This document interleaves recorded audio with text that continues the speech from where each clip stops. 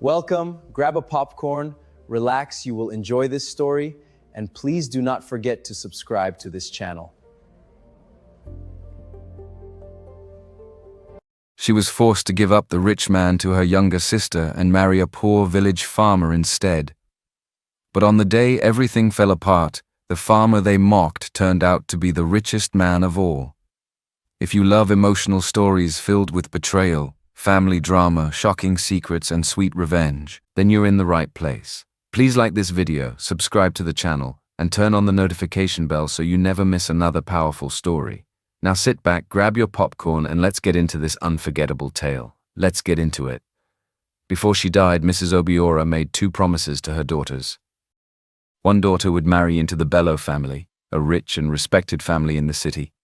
The other would marry the son of a village woman who once saved baby Kemi's life when she was born too early. Years passed. Their mother died, but the promises remained. One evening, Mr. Obiora called his first daughter, Chica, into his room.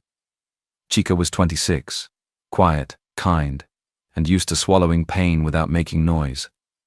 Since her mother died, she had become even quieter. When she entered the room, her father looked serious. "You know about the two marriage promises your mother made," he said.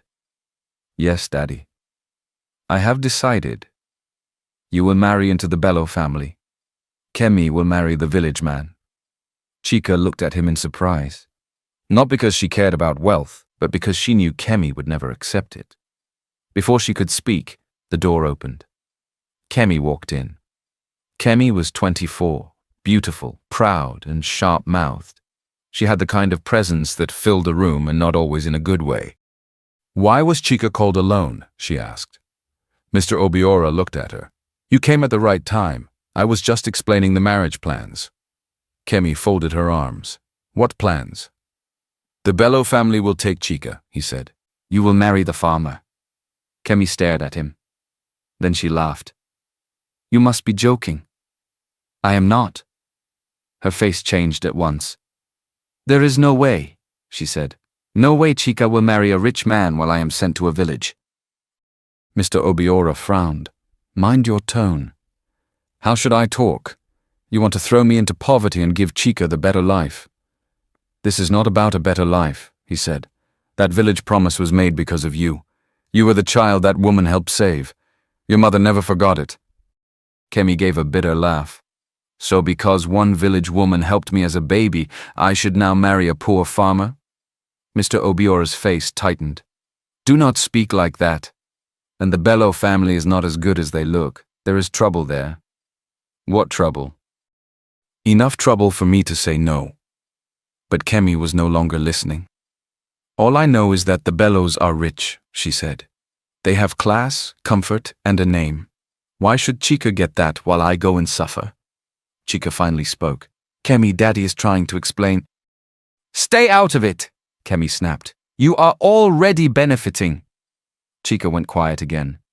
Mr. Obiora looked at Kemi with anger and disappointment. "You are being selfish." "And you are being unfair," Kemi shot back. "You have always liked Chica more." "That is not true." "It is true." Her voice rose, then suddenly it changed.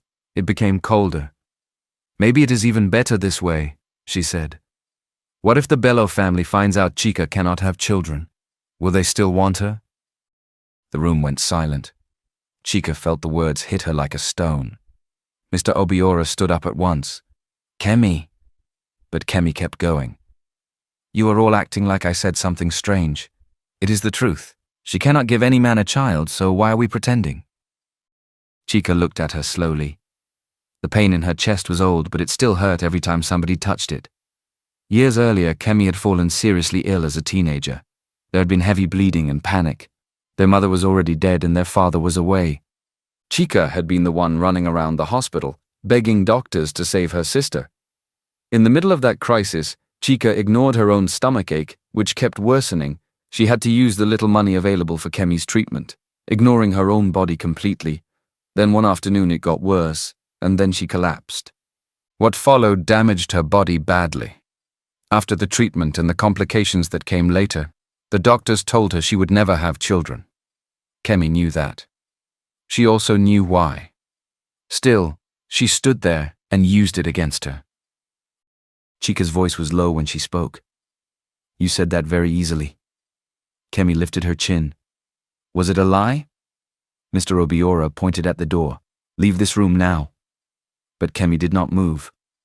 No, she said. I will not leave until you change it. Chika should go to the village. I will marry Tundebello. That was the first time she called him by name. Tundebello, son of the Bello family, the rich man she had already chosen in her heart. Mr. Obiora shook his head. No. Kemi laughed again, but there was no joy in it. Daddy, this is not fair, and this is not the first time Kemi has stood in my way, Chika said. Kemi frowned. What does that mean? Chika faced her. You want to act innocent?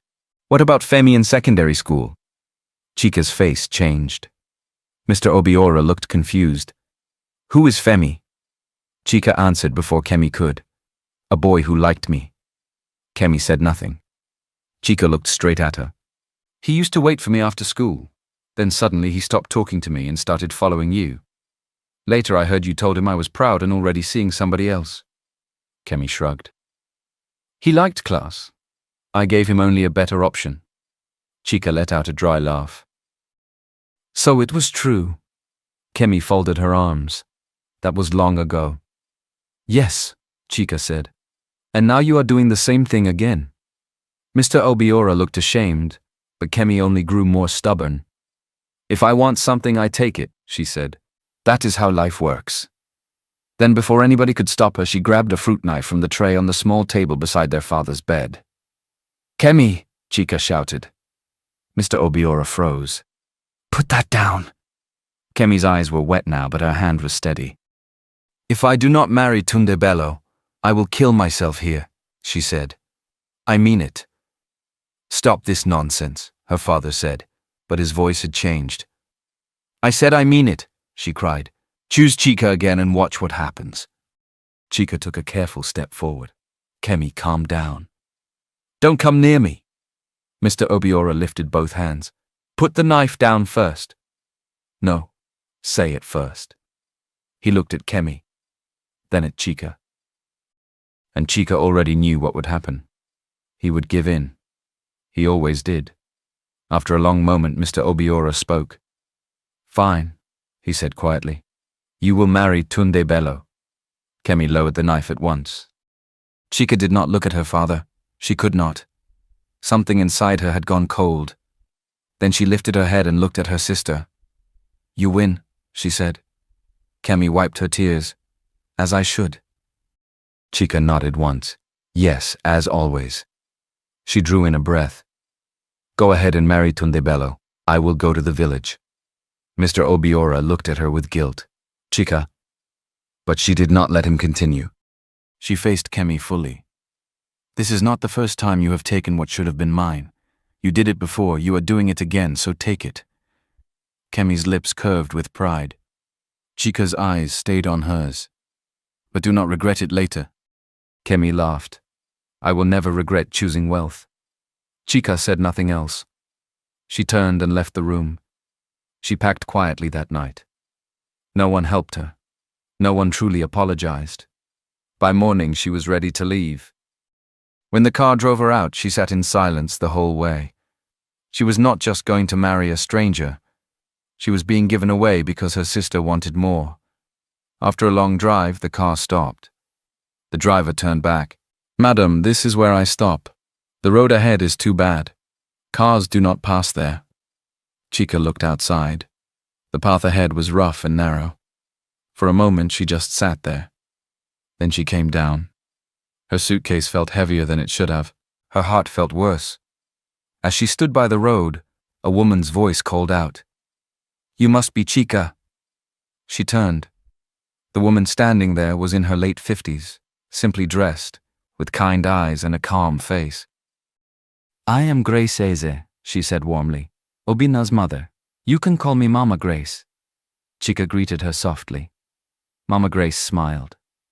My son is still out working. He could not come on time, so I came for you myself. She noticed the suitcase at once. Ah, this thing is heavy. Chica tried to smile. A little. Mama Grace quickly arranged for a local bike to carry them and the suitcase the rest of the way. The ride was rough. Chica saw the simple life around her clearly now. Small farms, baskets of produce, goats, chickens, plain compounds, open land. Everything looked far from the life Kemi had fought for. By the time they reached the house, Chica already felt out of place. The house was small and simple. Nothing about it looked impressive. Mama Grace noticed her expression and said gently, "It is not fancy, but it is home." Chica quickly shook her head. "I understand, Ma." Inside, the house was neat and clean. Mama Grace turned to look at her again. "You are too thin," she said. "Did you eat before coming?" Chica shook her head. Mama Grace said with concern. "Sit down first. I will make something for you. You do not need to stress yourself." "How can I not? My son's wife cannot enter my house hungry." Those words were simple, but they touched Chica. She sat down. As Mama Grace moved around, she spoke honestly. "Village life is not easy. If later you truly feel you cannot cope, you can say it." Chica looked up. There was no harshness in the woman's voice, no pressure, just honesty. That honesty almost broke her. Quietly, she said, "I do not have anywhere to go back to." Mama Grace stopped, then came to sit beside her. "My daughter," she said gently, "from today, this is your home." Chica looked at her and felt something shift inside her. It was not happiness. Not yet. But for the first time since leaving her father's house, she felt a little warmth. And for that moment, it was enough. Chica was still sitting in the small sitting room when she heard footsteps outside. Then a man's voice came from the doorway. "Mom?" Mama Grace turned at once. "Obina, you're back." Chica looked up and froze. The man who stepped inside was not what she had prepared herself for. He was tall and well-built, with calm eyes and a clean, handsome face. His shirt sleeves were folded slightly, and even though he had clearly come from work, there was nothing rough or careless about him. He looked strong, neat, and self-controlled, not flashy, not loud, just quietly striking. For a second, Chica forgot to breathe. This was Obina? This was the village farmer? Obina's eyes moved to her and his expression softened immediately. "So this is Chica," he said. Mama Grace smiled. "Yes, she arrived not long ago." Obina stepped closer. His voice was low and respectful. "I'm sorry I wasn't there to receive you. Work held me back longer than I expected." Chica quickly stood up. "It's okay." He gave a small nod. "Still, I should have been there." There was no pride in his voice, no excuse, just simple apology. Then he reached into a small bag he had come in with. "I got something for you," he said. Chica blinked. A gift? She quickly prepared herself. In her mind, she expected something small and village-like. Maybe fabric, maybe sandals, maybe something she would have to pretend to like so she would not offend him. She accepted the box carefully. "Thank you," she said. "Open it," Mama Grace said warmly. Chica opened it slowly. The moment she saw what was inside, her fingers paused. It was a gold bracelet. Not ordinary gold. Real gold. Heavy, bright, expensive looking. Her eyes lifted to Obina's face, then dropped back to the bracelet. This could not be cheap. Obina noticed her silence and misunderstood it at once. "You don't like it?" he asked. "I thought the design was simple enough, but if it's not your taste, that's fine. I brought other options too." "Other options?" Chica repeated. He nodded as if it was normal. Mama Grace laughed softly and stood up. "I told him not to confuse the girl on her first day, but he would not listen." She went to a drawer, opened it, and brought out a smaller case. "Try this one too," she said. Chica collected it with even more confusion now. When she opened it, she almost dropped it. Inside was a pink diamond piece. Her breath caught. She did not know much about jewelry, but she knew enough to know this was no ordinary stone. Even the way it caught the light looked expensive. She raised her head slowly. Mama Grace was smiling. "If you don't like gold, Maybe you'll like that. Chica stared at both of them. Then she looked around the simple room again. Old chairs, plain walls, a quiet house in a village, then gold, then pink diamond. Nothing matched. She tried to smile, but her confusion was too clear. I don't understand. Mama Grace and Obina looked at each other. Then Obina sat down and motioned gently for her to sit too. Chica sat. Mama Grace sat beside her. Obina spoke first. You expected poor people. Chica felt embarrassed at once. No, I didn't mean... It's all right, he said calmly. Most people do. The way he said it made it easier for her to breathe. Mama Grace smiled. This house confuses many people. Chica looked from mother to son again. I thought you were farmers. We are, Obina said. That only confused her more. Before she could stop herself, she asked, Then how can you afford these? Mama Grace answered as if she was explaining something very small. My son farms a lot of land. Chica gave a small nod. How much land? Mama Grace waved her hand lightly. Not 1 or 2 plots, many, across several communities. Obina added, Farming is only one part. Chica looked at him. One part? He nodded. There's livestock too. Fish farming, some tourism projects, a few other investments. A few other investments. He said it so casually that Chica almost wanted to laugh. Instead, she asked carefully, So, how much do you make from farming? She expected something modest, something good by village standards. Mama Grace answered before Obina could. Billions every year from crops alone. Chica turned sharply to look at her. Billions? Mama Grace nodded as if she had said thousands. Chica looked at Obina to see if his mother was exaggerating. But he did not deny it. He only said, It depends on the year. That answer made it even worse. Chica let out a breath and sat back slowly. For a moment, nobody spoke. Then Obina reached into his pocket and brought out a bank card. Take this, he said. Chica frowned. For what? For anything you need, clothes, toiletries, whatever you want. You don't need to ask. He placed the card in front of her. Chica stared at it. The whole day already felt unreal. This only added to it. I haven't even bought anything yet, she said. You will, Mama Grace replied. You're in a new place. There must be things you need. Chica hesitated, then took the card. Still, she looked uneasy. Obina noticed. What is it? I just don't want to spend carelessly. A faint smile touched his face. Then check the balance first. Chica thought he was joking, but both he and his mother looked serious. So she brought out her phone, checked the account linked to the card, and nearly stopped breathing again. The amount there was so high that for a second she thought she had counted wrong. She checked again. No, it was real. She looked up slowly. This is too much. Obina shrugged lightly. That account is small. Chica blinked. Small. I'll transfer more later if you need it. She stared at him. Mama Grace shook her head fondly. Why later? Since she is your wife now, she should manage your money. Chica turned to her quickly.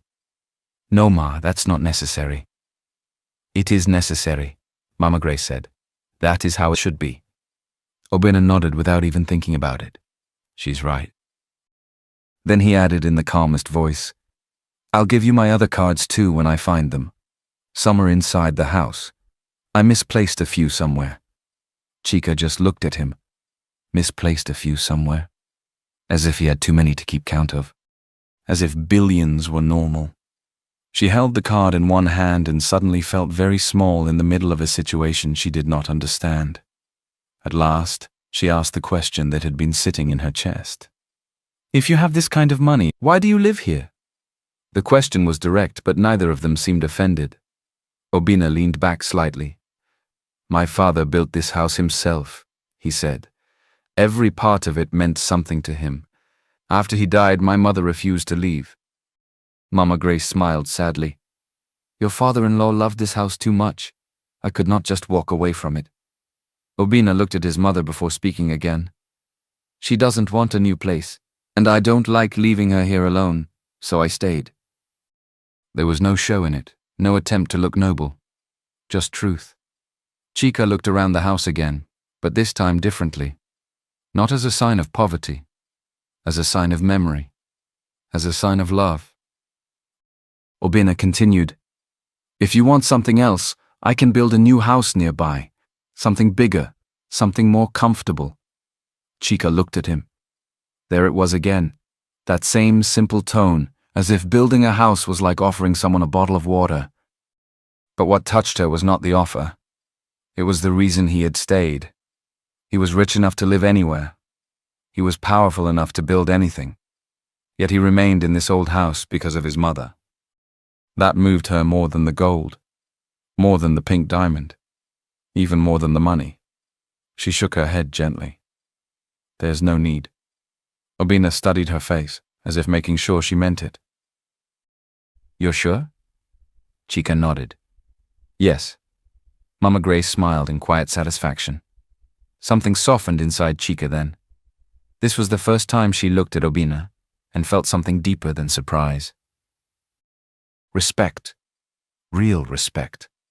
Not because he was rich, but because he did not wear it like noise. Because he stayed close to his mother.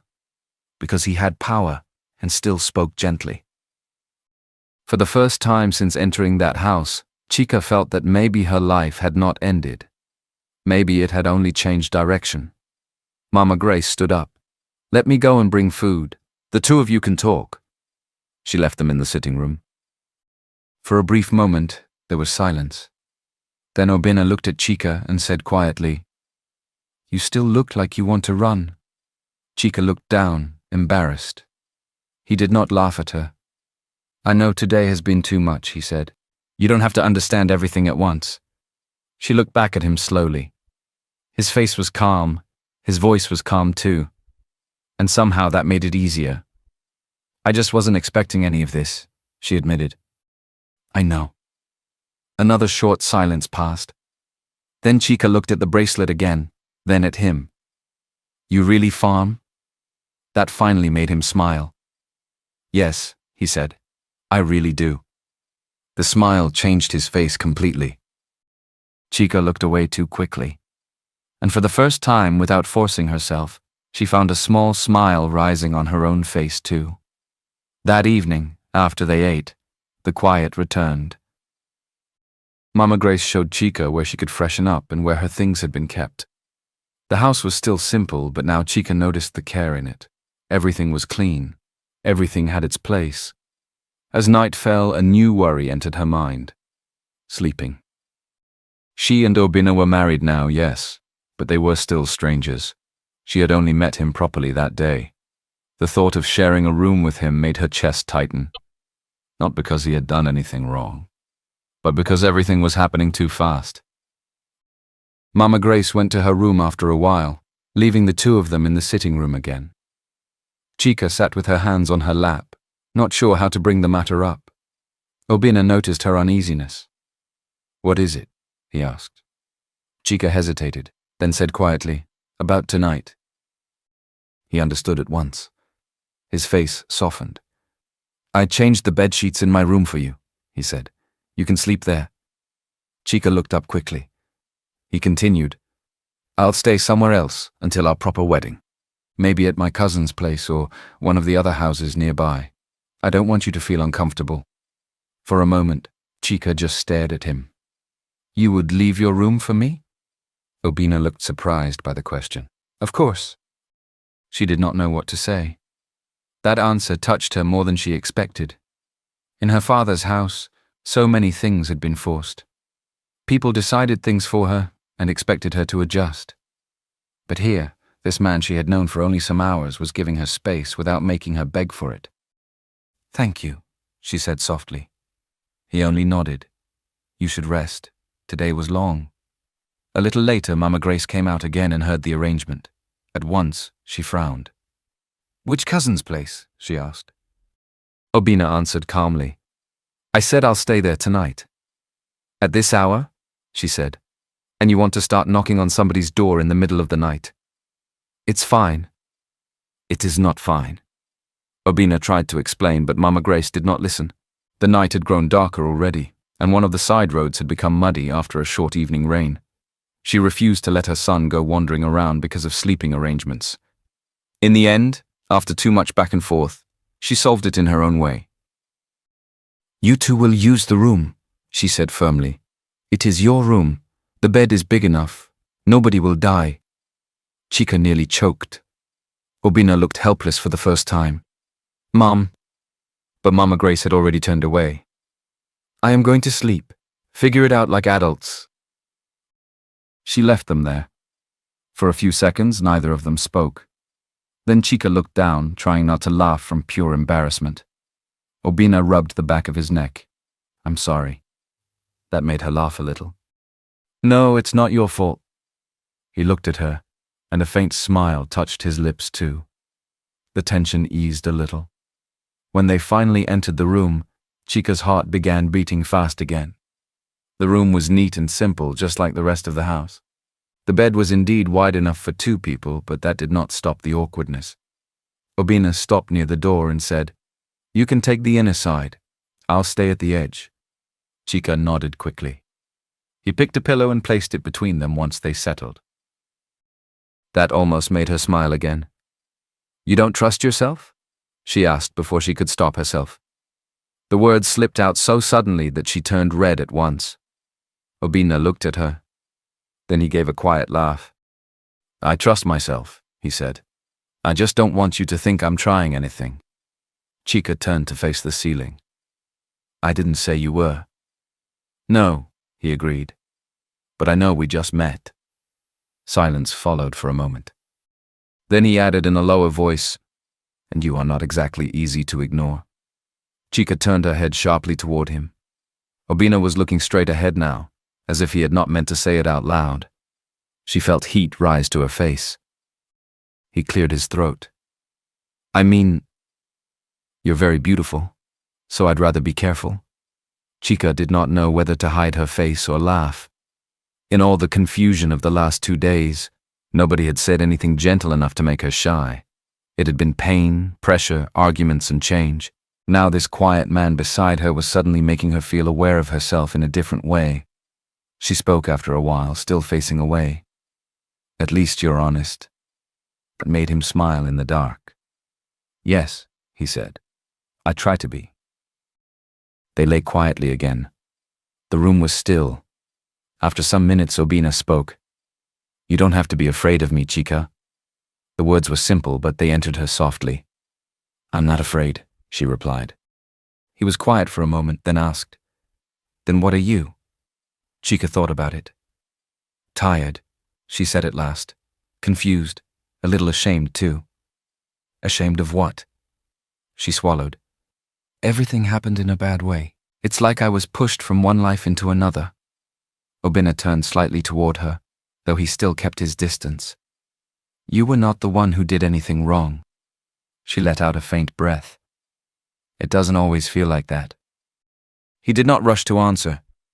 When he finally spoke, his voice was calm and steady. "Then let it take time. Nobody is chasing you here." That line did something to her. Nobody is chasing you here. Chica closed her eyes. For the first time in a long while, she felt a little safe. Beside her, Obina stayed still. Though he was deeply aware of her closeness, her soft voice, and the quiet beauty she carried even in sadness, he kept every restless part of himself under control. He wanted her, yes. Any man with blood in his body would notice her, but more than that, he wanted her trust. That mattered more. After a while, Chica spoke again. "Are you always like this?" "Like what?" "Calm." He laughed softly. "Not always. It feels like nothing can shake you." "That's not true," he said. "Some things shake me." She opened her eyes slightly. "Like what?" He was quiet for a moment. "Things that concern the people I love." That answer stayed with her. She did not reply, but something in her softened again. Not all at once. Not fully. But enough for her to stop feeling like he was a stranger at the far end of the bed. By the time sleep came, the room no longer felt tense. It felt quiet. Warm. Safe. While Chica was falling asleep in that simple room, Kemi was stepping into her new life in the city with her head high. Her wedding to Tundabello had been done in style. There were lights, expensive clothes, loud smiles, and enough public display to impress people. Kemi had enjoyed every second of it. As far as she was concerned, she had won. She was now Mrs. Bello. She had the rich husband, the rich family, the rich name. That alone made her feel she had defeated Chica once again. When she entered the Bello family house, she expected admiration. She expected to be welcomed like a queen. She expected warmth dressed in luxury. What she met instead was coldness hidden behind polished faces. Tundabello was handsome enough and well-dressed, but there was no softness in him. Even on the wedding day, he had been more concerned about appearances than about her. He smiled when people were looking. He touched her when cameras were near. But once they were alone, something in him became distant. His mother, Mrs. Bello, was even worse. She was elegant, proud, and sharp-eyed. Every smile she gave Kemi looked practiced. Every kind word sounded measured.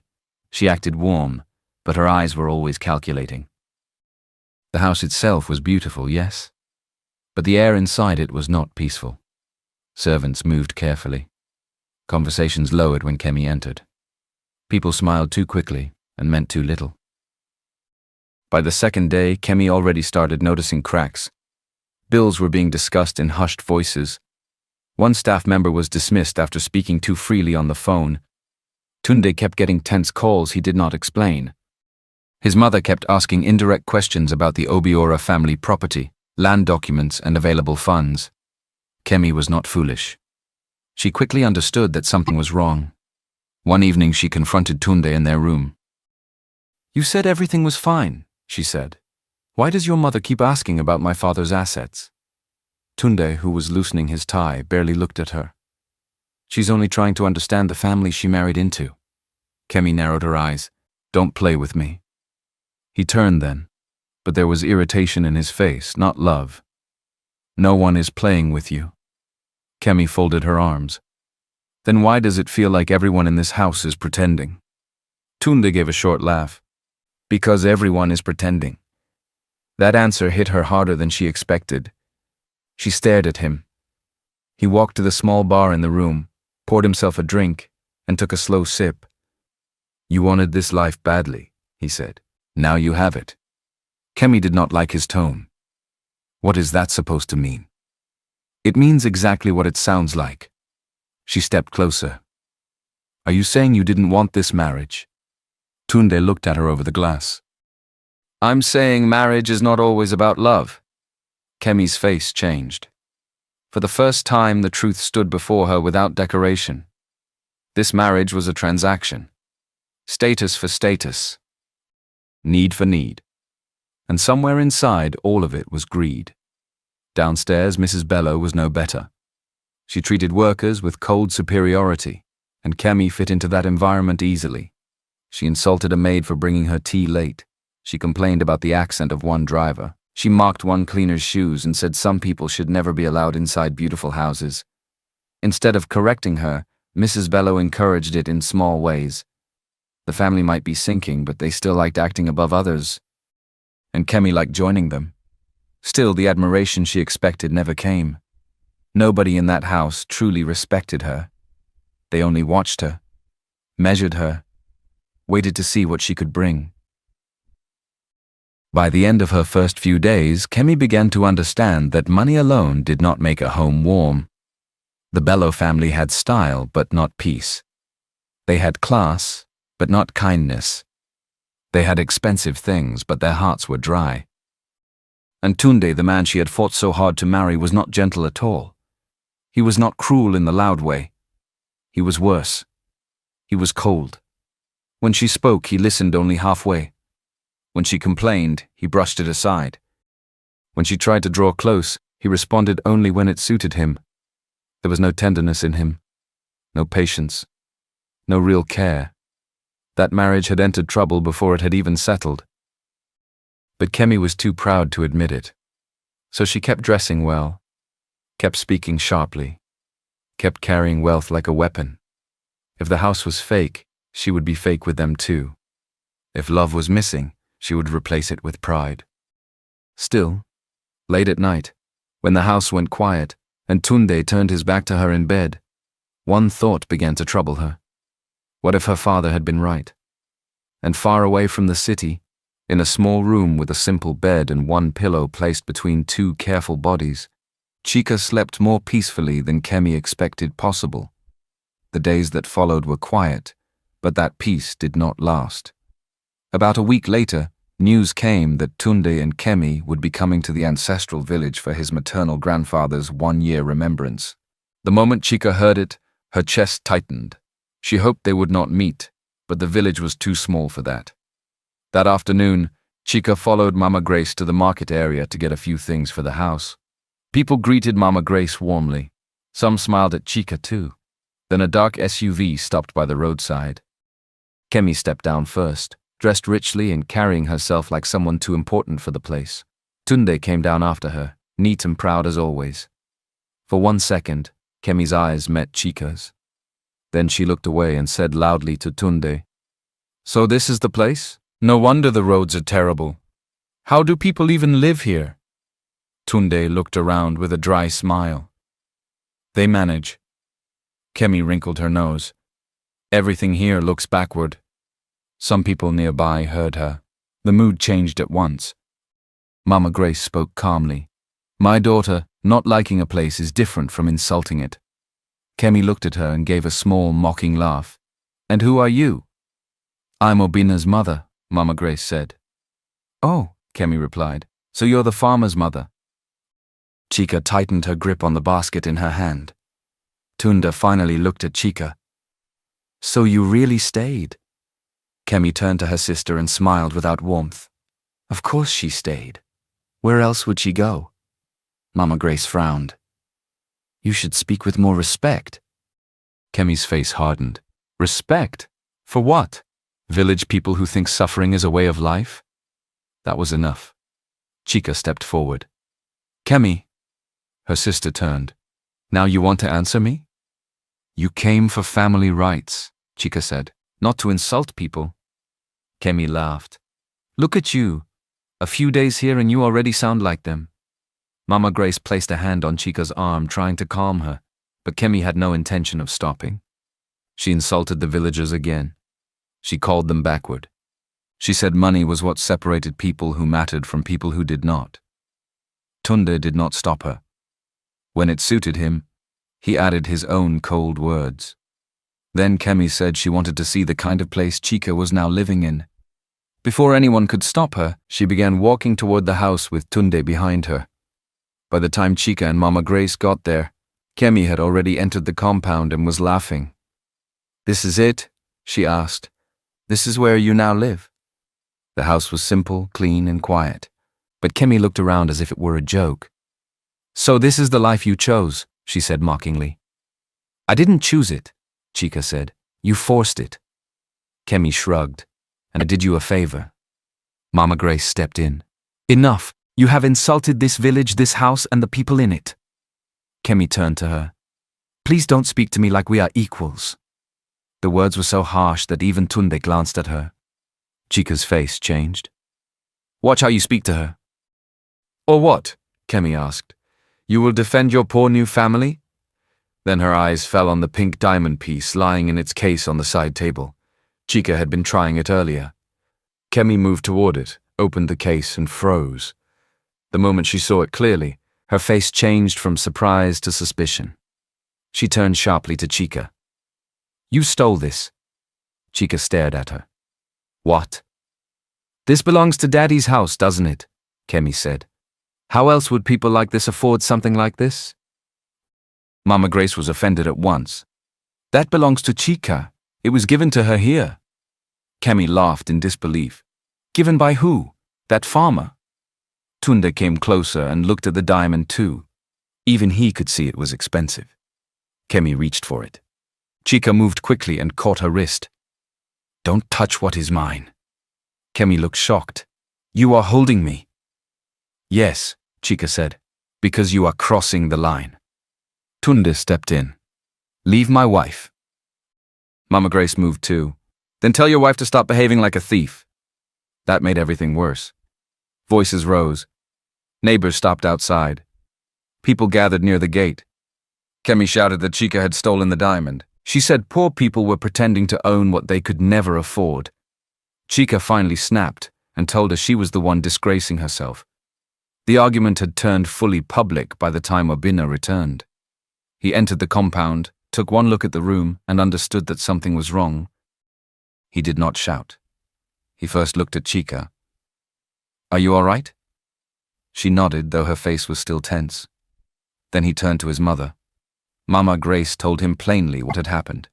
How Kemi had insulted the village, insulted the house, accused Chica of theft, and spoken to her without respect. Obina's face remained calm, but the room changed the moment he spoke. "You came into my house and insulted my mother." Kemi folded her arms. "I said the truth." Obina looked at her steadily. "Nobody speaks to my mother that way." Tunde stepped forward. "Watch your tone." Obina turned to him. "Then take your wife and leave." The calmness in his voice made the room even quieter. Kemi and Tunde tried to mock him again, calling him a farmer as if it were shameful. But the villagers outside looked more confused than impressed. To them, Obina was not some poor man. He was the one who had changed many lives there. By then, the crowd had grown. Chief Emeka, the village head, entered the compound after hearing the noise and asked what had happened. Kemi quickly tried to twist the story, but Mama Grace told him the truth. Chief Emeka turned to Kemi and Tunde with clear disappointment. Then, in front of everyone, he said what they did not know. He spoke of the school fees Obina had paid, the jobs he had created, the farms he had expanded, the people he had helped out of poverty, the families who had become stable because of him. Others in the crowd added their own words. "My son finished school because of him. My husband works on one of his farms. He helped us build our house. He has done more for this village than many rich men in the city." Kemi was stunned. She had expected the villagers to bow because she married into a wealthy family. Instead, they were standing firmly with the man she had mocked. Tunde tried to boast about money, but his words meant nothing there. People knew who had truly helped them. Chief Emeka looked at him and said, "Then let your money teach you respect first." That finished it. Kemi stood there burning with shame. Tunde could not recover the ground they had lost. Obina stepped closer to Chica, not touching her, but making his position clear to everyone. "As long as Chica is here," he said calmly, "nobody insults her. Nobody disrespects my mother. If you cannot behave, stay away from this house." Chief Emeka backed him openly. "You heard him. Leave." Not one person stood with Kemi and Tunde. Not one person begged them to stay. They left in shame. When the compound finally became quiet again, Chica stood still in the middle of it all, feeling the sting of what her own sister had brought into Obina's peaceful world. She looked at him and said softly, "I'm sorry." Obina frowned at once. "For what?" "For all this. My sister brought madness into your home because of me." Mama Grace walked over and touched her shoulder. "You did not bring bad character into this house. She came with it." Obina nodded. "What happened today is not your fault." "She is my sister," Chica said. "Yes," he replied, "but her actions are her own." Mama Grace looked her in the eye. "And listen to me clearly. You are part of this house now. So if anyone insults you here, they are insulting us too." Those words settled deep inside Chica. That night, after dinner, the house became quiet again. Mama Grace went to her room, leaving Chica and Obina outside in the cool night air. They sat side by side on the low step in front of the house. After a while, Chica said, "Thank you." Obina looked at her. "For what?" "For today, for standing up for me, for standing up for your mother." He answered simply, "That is my job." She looked at him. "Your job?" "You are my wife." The words were so simple, but they reached her in a place she did not know was still waiting for something gentle. "I'm still getting used to that," she admitted. He gave a faint smile. "I know." She was quiet for a moment, then said, "I was also impressed. With what?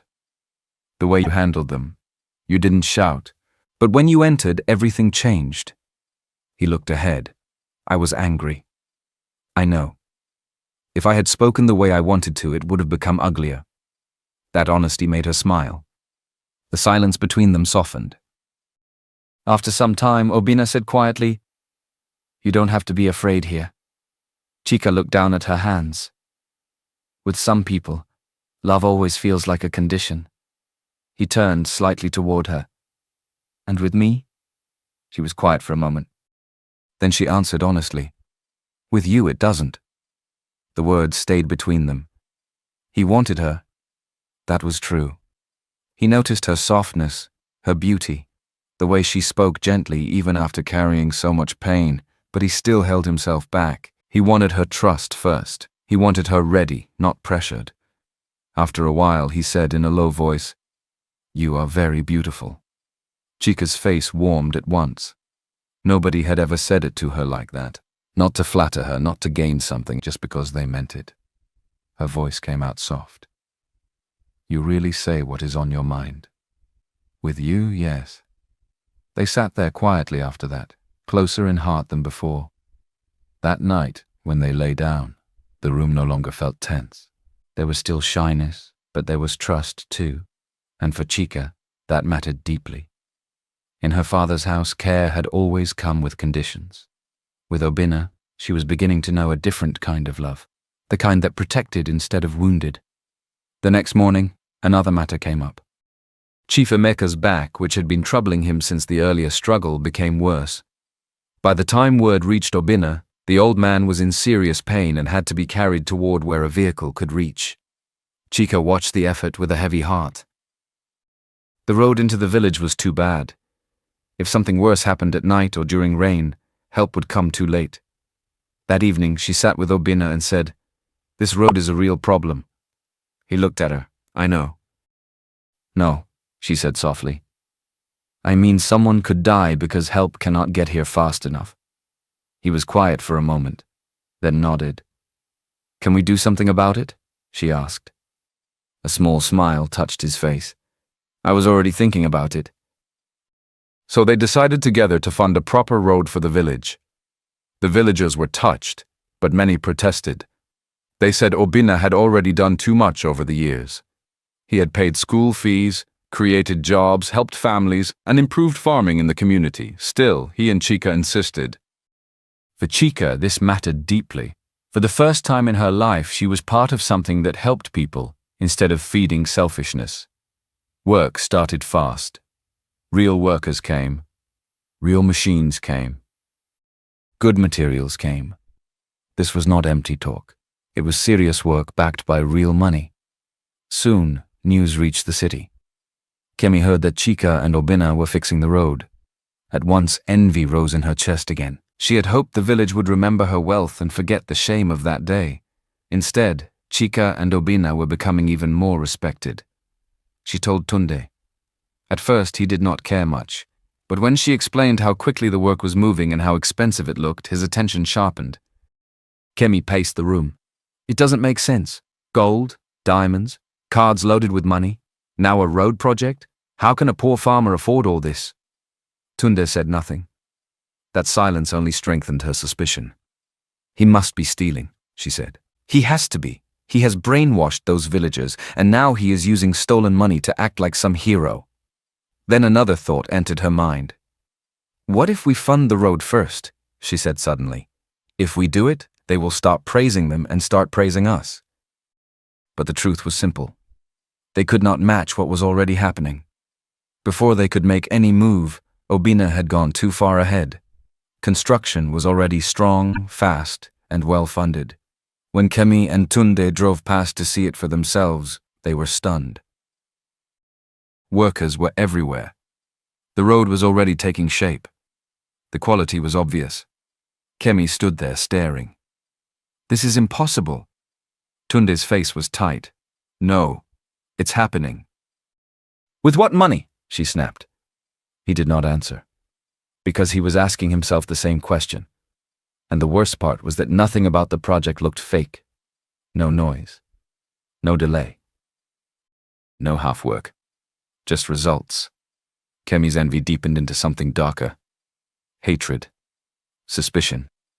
The need to expose him. She looked at the road, at the workers, at the clear proof that Chika and Obina were moving ahead without her, and said through clenched teeth, "He is hiding something." Then she turned to Tunde. "I will expose him," she said. "I have to." And far from that bitterness, Chika stood beside Obina that same evening, watching the road begin to change the village, and felt something she had never known in her father's house. Pride. Not the ugly kind. A clean kind. The kind that came from standing beside something good. But peace did not last. Kemi did not stop. She kept calling Chika a liar. She kept saying the diamond, the money, and even the road project had to be coming from theft. She could not accept that Chika's life in the village might actually be better than hers in the city. A few days later, Chika and Obina went into town to buy a few things for the coming wedding. The road work was moving fast, and people were already talking about the formal celebration that would soon happen. They stopped at a boutique. Chika was looking at fabrics when she heard a familiar voice. "So even village wives shop here now?" She turned. Kemi stood near the entrance with Tunde beside her. Her face carried that same bitter smile. Tunde looked irritated, as if he was already tired of the whole thing but would still enjoy any chance to humiliate Chika. Kemi walked closer and looked Chika up and down. "Tell me the truth," she said. "How much have you stolen now?" Chika did not answer at once. She only looked at her sister calmly. Kemi laughed. "Or maybe your poor farmer husband has finally found rich people to deceive." That was enough. For the first time, Chika did not swallow it. She stepped closer. "You should stop talking." Kemi blinked, then laughed again. "Or what?" Chika's voice stayed low, but every word landed clearly. "Or I will say what you don't want to hear. You have taken and taken all your life, Kemi, and still act like the world owes you more." Kemi's face hardened. Chika continued. "You took the rich marriage because you wanted status. You took our parents' attention and still complained it was not enough. You used my pain like it meant nothing. Even what I lost because of you, you still turned into an insult." People in the boutique had started watching now. Tunde stepped forward. "Watch your mouth." Chika turned to him briefly. "You stay out of this." Then she faced Kemi again. "You think money should only belong where pride is loudest? You think because I married into the village I should become less, but I am not less." Kemi's eyes flashed. "You are nothing without pity. Everybody only helps you because they feel sorry for you." Chika slapped her. The sound was sharp enough to silence the whole boutique. For 1 second, even Chika herself stood still. Kemi held her cheek and stared in shock. Not because of the pain, because Chika had finally done what she never expected. The older sister who always bent had refused. Tunde moved at once, but Obina stepped in front of Chika before he could get too close. His voice was calm but firm enough to stop further madness. "If either of you harasses my wife again, there will be consequences." Kemi looked from Chika to Obina and saw something she did not like. Chika was slipping beyond her control. She was no longer the same woman who kept quiet just to keep peace. Kemi grabbed her handbag angrily and stormed out. Tunde followed, but not before giving Chika and Obina a dark look. That same evening, the matter got worse. Kemi went straight to their father. She cried, complained, and painted herself as the victim. She said Chika had become arrogant because of village money. She said Obina was turning her against the family. She said he was probably after their family assets too. That was when another truth came fully into the open. Most of the valuable property their late mother had arranged was meant to go largely to Chika, or at least Chika had a rightful claim to a major part of it. Kemi had always known this, and she hated it. To her, it made no sense that Chika, who now lived in the village, should still have a stronger claim than she did. When Chika heard this again later, she was not even surprised. But Obina was clear about it. "What belongs to you should remain yours," he told her. "Nobody should pressure you to give it up." Chika looked at him quietly. He continued, "And if it will make you happier, I will put even more in your name. It's not a problem." He said it so simply that she almost forgot how unusual it was. He did not talk about her rights as if he was doing her a favor. He spoke as if those rights were normal. That only made Kemi more bitter. Because while Obina was speaking of giving, Tunde had already started pressing her for access to her own small money. As wedding plans for Chika and Obina continued, more things about Obina stopped making sense. He had assistants, he had managers, he made one phone call, and things moved. His assistant, Henry Cole, handled several arrangements with the quiet confidence of someone used to very powerful circles. When they went to inspect the hotel booked for their formal wedding, the staff greeted Henry with too much respect for him to be an ordinary worker. Chika noticed it. She also noticed how easily a luxury hotel had been secured, how vendors spoke carefully around Obina, how some people seemed to know him without saying too much. Yet he still dressed simply, still spoke quietly, still carried himself like a man without anything to prove. Then came the wedding dress fitting. A top bridal shop had something already waiting for Chika. When she saw the dress, she was speechless. It was elegant, detailed, and clearly worth a shocking amount. She turned to Obina. "You ordered this?" He nodded. "When?" "A while ago." "A while ago?" He smiled faintly. "Long before now." That answer stayed with her. When she tried the dress on and came out, Obina looked at her and forgot to hide what was in his face. Love. Open, deep love. For a moment, Chika could not even speak.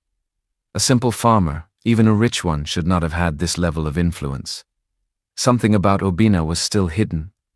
She was sure of it now. But just as happiness was beginning to settle properly in her heart, her father dragged her back into pain. He sent word that she must come for Kemi's wedding ceremony. At first, it sounded like a family duty, something she could endure and leave behind. But Obina did not trust it. Still, Chika went, because part of her wanted to believe her father could not sink lower than he already had. She was wrong. From the moment she arrived, something felt off. She was not welcomed warmly. She was not even treated like the bride's sister. Instead, she was kept away from the main guests, almost hidden, as if her presence would embarrass the family. The message was clear. Kemi was now the important one. Chika, with her village husband, was to remain out of sight. The humiliation stung. Then the real reason came out. Her father called her aside with documents already prepared. He wanted her to sign away her inheritance rights, so that everything would go to Kemi. Chika stared at him. For a second, she could not speak. Then she said slowly, "So this was the reason you called me here." Mr. Obiora looked tired, but not ashamed enough. "Kemi needs the protection more," he said. "She married into a rich family. She must secure her place there. You are in the village now. You don't need much." The words broke something in Chika. Even now, even after everything, he was still choosing Kemi openly. Tears burned her eyes, but she held them back. "That property was left to me by my mother," she said, "not by you. You cannot force me to give it away." His face hardened. "Don't speak to me like that. Then stop treating me like I have no rights." Before things could go further, Obina stepped in. He had not stayed far away. The moment he sensed something was wrong, he came. "As her husband, I need to know why you are pressuring her," he said. Mr. Obiora looked at him with open contempt, mostly because of everything Kemi had already filled his ears with. "This is a family matter," he said. "It does not concern you. It concerns me if it concerns my wife." Mr. Obiora gave a short, cold laugh. "You are only talking because you think marriage into this family gives you a voice." Obina did not react. He only said, "She deserves what is hers." But Mr. Obiora still saw him as just a village man, a man beneath the kind of money he respected, a man Kemi had already described as suspicious, controlling, and unworthy. He dismissed him with his eyes, and Chika stood there once again forced to face a truth she had tried to outgrow.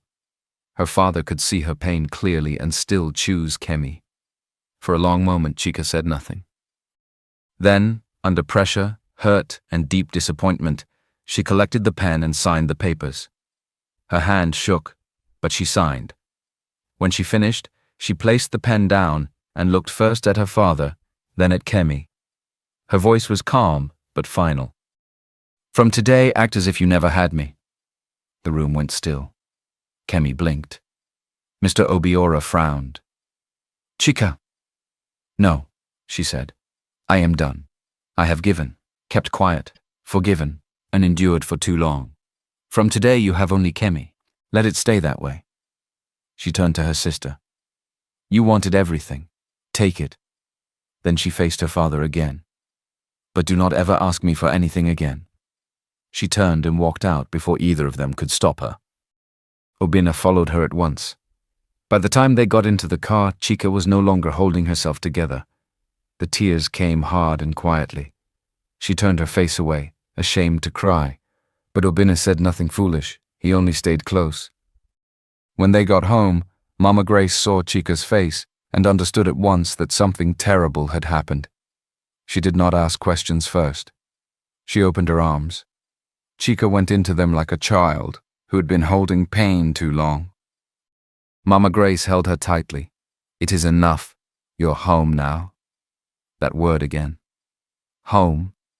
It broke something open inside Chika. That night she cried properly for the first time. Not because Kemi had won, not because the inheritance was gone, but because she finally accepted that some wounds did not come from enemies. They came from the people who should have loved you best. Mama Grace stayed with her. Obina stayed with her too. Neither of them made her feel weak for breaking. Later, when Chika had calmed a little, Mama Grace went into her room and came back with a wrapped box. She placed it in Chika's hands. Chika looked confused. "Mama?"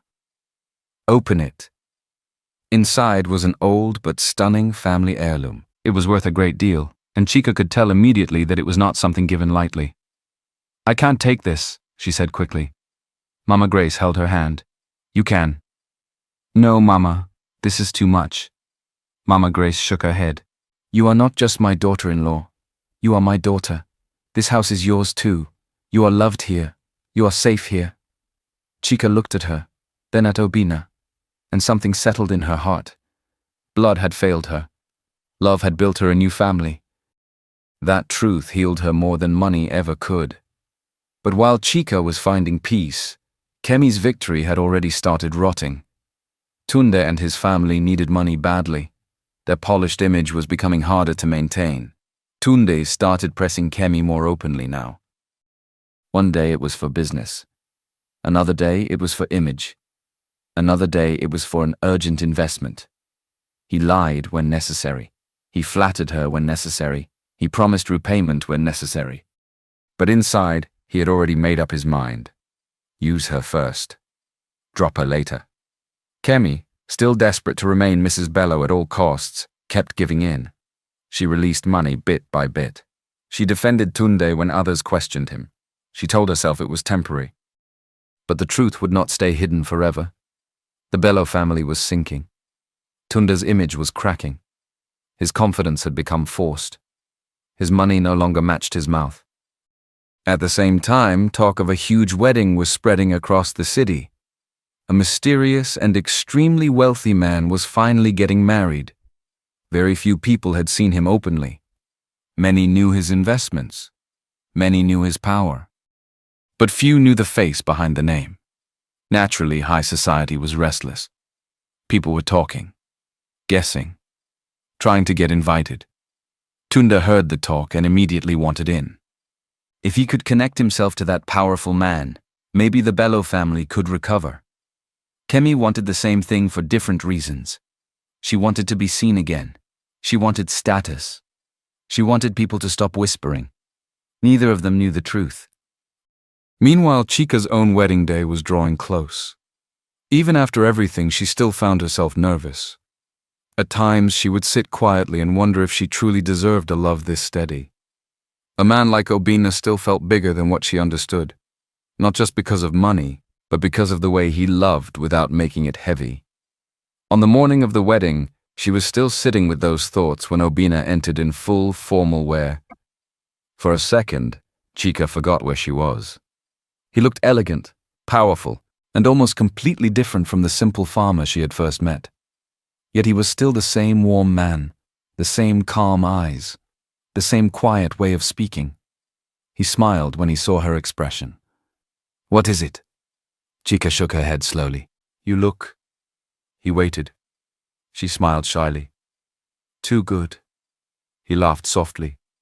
"And you look beautiful enough to make me forget my own name." She looked away at once, smiling despite herself. That was the moment the two sides of him fully began to meet in her mind. The simple man, the powerful man. They were both Obina. The wedding venue was grand, very grand. Villagers arrived with joy and open hearts, carrying gifts, prayers, and blessings. Business people arrived too, dressed in wealth and careful manners. Staff moved with intense focus. Henry was everywhere, directing things calmly, and the authority around him alone made it clear that this was no ordinary event. Chica saw it all and knew now, without anyone saying it directly, that Obina's world was much bigger than he had let her see. Then Kemi and Tunde arrived. The moment they saw Mama Grace and some of the villagers, they started again. Kemi looked around with open disgust. "So they let villagers into this kind of wedding now?" Tunde shook his head. "These people came to freeload." Some of the villagers heard and frowned, but before anyone could answer, Chica stepped forward. "Be careful how you speak." Kemi turned and laughed when she saw her in bridal wear. "What are you doing here?" Chica looked at her steadily. "This is my wedding." Kemi stared at her for 1 second. Then she burst into laughter. "Your wedding," she repeated. "Stop it. There is no way that village farmer is the one behind this." She looked around again, then said loudly, "The man behind this must be someone polished, powerful, and important, not Obina." That was when Henry stepped in. His face was serious. "Watch your words," he said. "You are speaking about my boss." Tunde frowned. "Your boss?" Henry turned slightly toward Obina, who had just approached. "Sir, should I have them removed now?" The words hit like thunder. Kemi's face emptied. Tunde went still. "Boss. Sir." Everything around them suddenly made sense at once. Obina was not just a rich farmer. He was the powerful man everyone had been whispering about. The mysterious tycoon. The man behind the influence. The richest man among them all. And he had been standing in front of them this whole time. Kemi looked like the ground had shifted under her feet. Tunde's pride broke right there. Everything they had mocked was suddenly greater than everything they had chased. Before they could recover, Obina spoke. "They were warned before." Henry nodded. Security stepped in. Kemi tried to protest. Tunde tried to talk, but nobody was listening now. They were escorted out in public shame. And inside the grand hall, while they were removed like troublemakers, Chica and Obina got married. It was beautiful. The villagers blessed them with genuine love. The guests watched with admiration. Mama Grace cried openly. Chica stood beside Obina, no longer as the rejected daughter from a painful home, but as a woman finally chosen fully and openly. When Obina took her hand, it felt steady. When he looked at her, it felt real. By the time they finished exchanging vows, Chica knew one thing clearly. She had not lost her life when she was sent away. She had found it. Outside that joy, Kemi and Tunde were already turning on each other. Tunde blamed her for provoking Chica and Obina too many times. Kemi blamed him for being weak and useless. Their words grew sharp. Old cracks widened. Money became the new battlefield. Kemi demanded the return of what he had taken. Tunde denied, excused, and shifted blame. Soon, his business problems worsened. The Bella family's weakness could no longer be covered. This time, Obina did not ignore it. He made one decisive move through the same business world that had once hidden his face. Quietly, cleanly, and completely, he cut off the Bello family's last real support. That finished them. Tunde's business collapsed. His family's power died with it. His marriage to Kemi broke under the weight of accusation, greed, and public shame. In the end, Kemi was disgraced. Tunde was ruined. Their marriage fell apart into divorce, blame, and humiliation. It was everything Chika had warned Kemi about from the very beginning. After Kemi's marriage collapsed and the Bello family lost what was left of their standing, Mr. Obiora appeared at Chika's new home with Kemi beside him. By then, Chika was living with Obina in a grand mansion, though the peace inside it still felt warmer than all the show she had ever seen in her father's house. The gate was high, the compound was wide, and everything about the place spoke of quiet power, not noise. When the security men informed her that her father and Kemi were outside, Chika stood still for a moment. She did not expect apology. She did not expect tears. But some small part of her still hoped for shame. What came instead was worse. She received them in the sitting room. Mr. Obiora looked older now, more tired. Kemi looked worn too, though pride still sat stubbornly on her face. For a few seconds, nobody spoke. Then her father cleared his throat. "Chika, we came to talk." Chika looked at him calmly. "Say what you came to say." He shifted in his seat. "Things are not as they were before." She almost laughed at that. Kemi spoke next with less patience.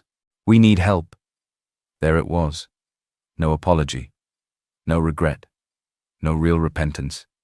Just need.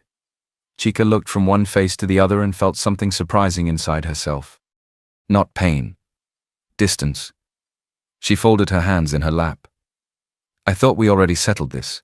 I told both of you to act as if you never had me." Mr. Obiora frowned. "Don't speak like that. Blood is blood." Chika's eyes stayed on him. "Blood did not matter when you stood in front of me and openly chose Kemi again." Kemi hissed in irritation. "Are you still holding on to that?" Chika turned to her slowly. "Still?" Kemi leaned forward. "Whatever happened before, we are here now. You are rich. Your husband is rich. Help us and stop acting proud." That line almost stunned Chika. After everything, Kemi still had the boldness to speak like that. Chika shook her head. "No." Both of them looked at her. "No?" Mr. Obiora repeated. "No," Chika said again. "You did not come here because you love me. You came because you need money. That is different." Kemi's face darkened. "So you will really watch us suffer?" Chika's voice remained calm. "You watched me suffer many times." That landed. For a second, the room went quiet. Then Kemi stood up abruptly. "This should have been my life." Chika looked at her. Kemi pointed around the house with anger. "This marriage should have been mine. I should have married Obina, not you. I am the one who deserves to be the wife of the richest man." The madness of it was so bare now that even Chika felt still for a moment. Then her father spoke, and made it worse. "To be honest," he said heavily, "that was what I wanted in the end. I wanted Kemi to have the better match." That cut deeper than Chika expected. Even now, even after all the damage, he still said it openly. But this time, the pain did not break her. She had grown past the place where their words could decide her worth. Just then, Obina stepped into the room. He had heard enough. He walked to Chika and stood beside her, calm and steady. He looked first at Mr. Obiora, then at Kemi. "I chose Chika," he said. His voice was not loud, but it filled the room. "I chose her then, and I choose her now. Nobody is taking her place." Kemi laughed bitterly. "That is because you don't know everything." Obina did not even blink. "I know enough." He moved slightly closer to Chika. "As long as I live, nobody will keep hurting my wife." For Chika, that moment was one of the deepest victories of her life. The people who had once treated her as less were now standing in her home, asking from the life they had mocked. And the man beside her was not ashamed of her for 1 second. Kemi saw it, and hated it. So she reached for the one weapon she believed would still wound Chika. "She cannot even give you a child," Kemi said sharply. "No matter how rich you are, no matter how much you defend her, she can never give you an heir. Everything you have will have nobody to inherit it. I am still the better match." The words landed in the room and stayed there. Chika went still. Even after all this time, that wound was still deep. But before she could shrink into that pain, Obina spoke. "You are wrong." Kemi looked at him. Mr. Obiora looked confused. Obina turned slightly to Chica, then back to them. "There's something all of you never knew," he said. The room quieted. "Years ago, before any of this, I met Chica." Chica frowned slightly. "Met me?" Obina nodded, his eyes resting on her face. "You were younger then, still a teenager. I was going through one of the worst times in my life. My father was ill. The business was heavy on my head. I was carrying things I didn't know how to carry. One day, I stopped by the roadside near your school area. You may not even remember it well." Chica stared at him, and slowly a memory began to stir. A young man sitting alone inside a parked car, his face drawn, his eyes far away. She had passed with her school bag, stopped, and asked if he was all right because he looked like someone about to break. He had not answered at first, but she had stayed. She had spoken simply, like a girl who still believed broken things could rise again. She had told him, "Whatever is making you feel like everything is ending, don't end with it. Rest first, breathe first, then stand up again." At the time, she had not known who he was. She had not even known if her words mattered. Now her lips parted. "That was you?"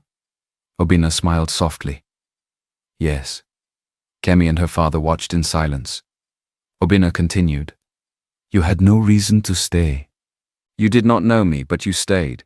You spoke to me kindly. You left, but I never forgot you." Chica's eyes were fixed on him now. He went on. "Later, when I heard what happened during Kemi's medical crisis and how you sacrificed so much for her, I understood the kind of person you were even more. Long before this marriage happened, I had already decided in my heart that if I ever married, it would be you." The room felt different after that. Everything became clearer. The patience, the gentleness, the certainty in him. Chica's eyes filled. Obina held her gaze and said the words slowly, so nothing in her would miss them. "Whether or not we ever have children changes nothing for me. If we want children, we can adopt. If we do not, you are still enough. You have always been enough." Something inside Chica broke open and healed at the same time. Before she could speak, Mama Grace entered. She had heard enough from the doorway. She came forward and stood on Chica's other side. "My daughter's worth is not tied to childbirth," she said firmly. "If God gives children, we will rejoice. If not, she is still complete. Nobody will use that to shame her in this house." Kemi had nothing left. No one agreed with her. No one stood behind her bitterness. Not even her father spoke. For the first time, her cruelty met a wall it could not break. And for the first time, Chica fully understood the kind of man she had married. He was not just rich. He was not just powerful. He was not just kind. He chose her, knowingly, fully, without condition. That truth changed the way she saw herself.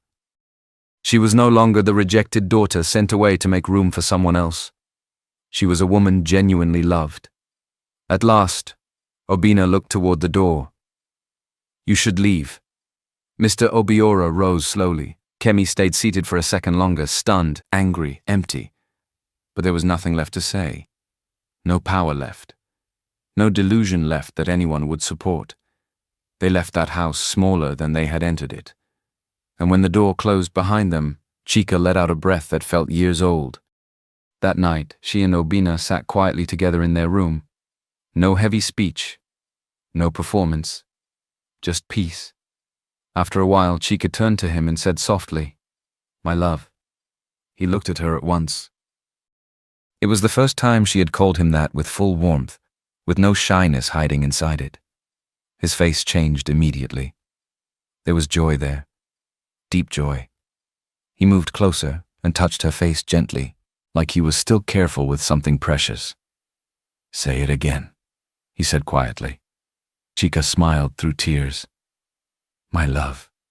This time when he kissed her, there was no fear in her, no hesitation, no wound standing between them. That night, they gave themselves to each other fully, not out of pressure, not out of duty, but out of love, finally made complete. Kemi, on the other hand, still refused to reflect. Even after losing her marriage, her status, and her false life, she blamed everybody except herself. But now nobody stood with her. Her father had no power left. Tunde had used her and left. The fake rich life she fought for was gone. Her cruelty had been exposed too many times. She was left alone with the truth of who she had become. And the contrast could not be clearer. Chika lost things and became softer, wiser, stronger. Kemi got what she wanted and became emptier, crueler, and finally ruined. 3 months into the marriage, another miracle came. Chika had been feeling strange for days, more tired than usual, a little dizzy, different in ways she could not explain. At first, she ignored it. Then Mama Grace noticed and insisted they go to the hospital. The doctor ran tests. When the results came back, Chika sat frozen. "You are pregnant," the doctor said. Chika blinked. "Pregnant?" The doctor smiled. "Yes." Tears filled her eyes before she could stop them. Obina, sitting beside her, went completely still before gripping her hand tightly. "But they said," Chika began. The doctor nodded gently. The earlier diagnosis may still have been true based on what was seen then. But medicine does not explain everything. Sometimes miracles happen. And peace of mind can also do a lot for the body. Chika broke down crying then. Not with pain. With joy too big for her chest. Obina pulled her close right there in the doctor's office, his own eyes shining. When they got home and told Mama Grace, the woman cried and laughed at the same time, praising God again and again. The whole house rejoiced. And this time Chika did not feel like someone watching happiness from outside. It was hers. The story closed not on the life Kemi had fought for, but on something far better. Chika stood in a life she had never expected. Not the flashy life built on pride. A better one. She had a husband who protected her, respected her, and loved her deeply. She had a mother-in-law who treated her like her own child. She had a community that accepted her. She had peace. She had joy. She had a child growing inside her. And most importantly, she had broken free from the house where love was always measured unfairly. The girl who was forced to swap grooms did not end up cursed. She ended up chosen. She ended up accepted. And the farmer they all mocked turned out to be the richest man of all. Not only in money, but in heart.